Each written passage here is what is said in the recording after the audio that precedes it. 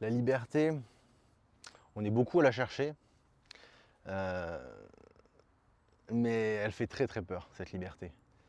Parce que tu vois, finalement, il y a des démons qui sont enfouis au fond de toi. Tu sais très bien, tu as des traumas.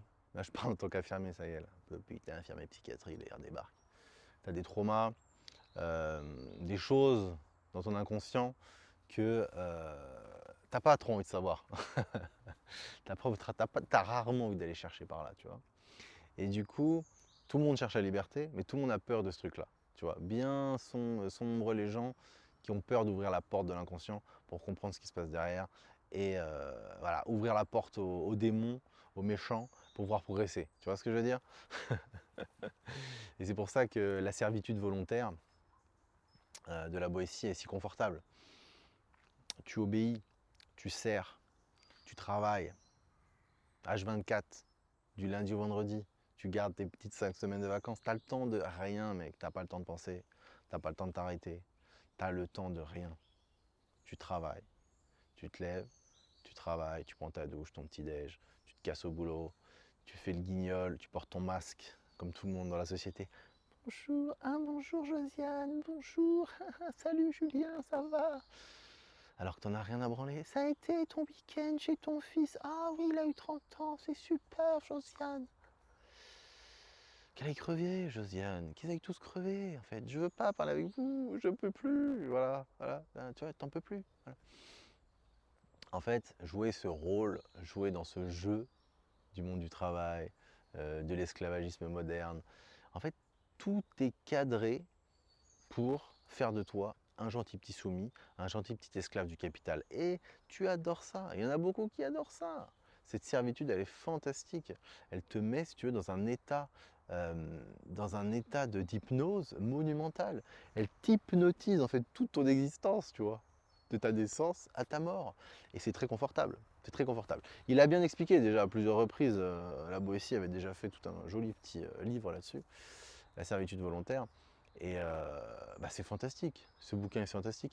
J'ai plus la référence, là je l'ai plus sur moi, mais il y a un passage, tu vois, qui t'explique qu'en gros, il faut, il faut pardonner en fait, il faut pardonner à ceux qui ne conçoivent même pas l'idée qu'en fait ce sont des soumis, des travailleurs, et en fait ils connaissent même pas le goût de la liberté, ils n'en ont jamais entendu parler en fait. Donc c'est pas de leur faute. En fait, il dit faut être peiné pour ces gens-là parce qu'ils savent pas ce que c'est la liberté, ils n'en ont jamais entendu parler. La liberté, ça pose un gros problème, c'est qu'en fait tu te retrouves face à toi-même en fait.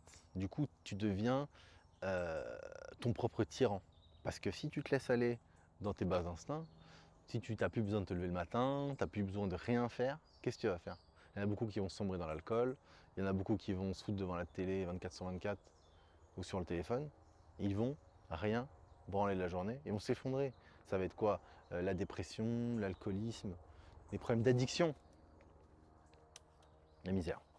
Beaucoup, du coup, préfèrent obéir que choisir. Parce que choisir la liberté, c'est un chemin très compliqué.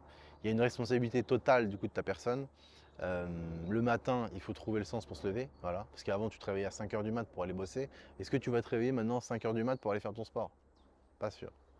Est-ce que maintenant que tu as de l'argent en illimité, est-ce que tu vas quand même faire attention à tes courses, faire ta bouffe toi-même, essayer d'être de pas partir dans les plaisirs excessifs, tu vois, l'alcool, les quantités de viande, de ketchup, de machin, de trucs. Est-ce que tu vas savoir rester raisonnable dans tes consommations de clopes, d'alcool ou de drogue, tu vois?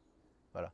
Et ça fait trop peur aux gens. La vraie liberté, celle-là, là, elle demande beaucoup trop de responsabilités, beaucoup trop de discipline quotidienne. C'est beaucoup plus facile de se lever pour quelqu'un d'autre, pour ton patron, pour ta boîte, pour tes patients. C'est beaucoup plus facile de se lever pour eux que de se lever tôt pour toi, pour ce qui t'apporte du bien. Voilà. Et du coup, cette discipline-là est très compliquée à avoir et beaucoup préfèrent clairement déléguer ça, déléguer ça à quelqu'un d'autre, à son boss, son patron, la société, tout simplement. Euh, le premier pas déjà, tu vois, c'est d'avoir conscience que tu n'es pas libre. C'est le premier pas vers la liberté. Une fois que tu as pris cette conscience, il faut se libérer du temps, compliqué. libérer du temps pour lire, observer, voir comment le monde tourne, être en contact avec des penseurs à travers les livres qui ont expliqué toutes ces choses-là. Et là, tu vois tout le jeu, l'échiquier mondial, là, tu vois différemment. Là. Tu t'aperçois qu'en fait, c'est une pièce de théâtre, tout le monde porte un masque, et que c'est un vaste, c'est qu'un gag généralisé. Voilà. Tout le monde joue un rôle, et tout le monde est dans le faux. Quoi. Voilà. C'est Truman Show. C'est Truman Show. Et quand tu t'aperçois que le jeu est truqué, tu passes pour le fou de service, et tu finis à l'HP. Voilà. Donc, il faut faire attention. Voilà, donc voilà, c'était ma petite pensée. Dis-moi ce que tu en penses en commentaire. Euh, Est-ce que toi aussi, tu recherches cette liberté? Est-ce que tu l'as déjà atteint? Est-ce que, euh, est-ce que ça te fait pas peur de te retrouver seul comme ça, face à toi-même, face à tes démons? Euh, Est-ce que finalement, tu t'auto-sabotes pas, tu vois, ta liberté, par peur justement de ce travail qu'il va falloir faire sur toi? Voilà, petite pensée. Dis-moi en commentaire ce que tu en penses. Ciao.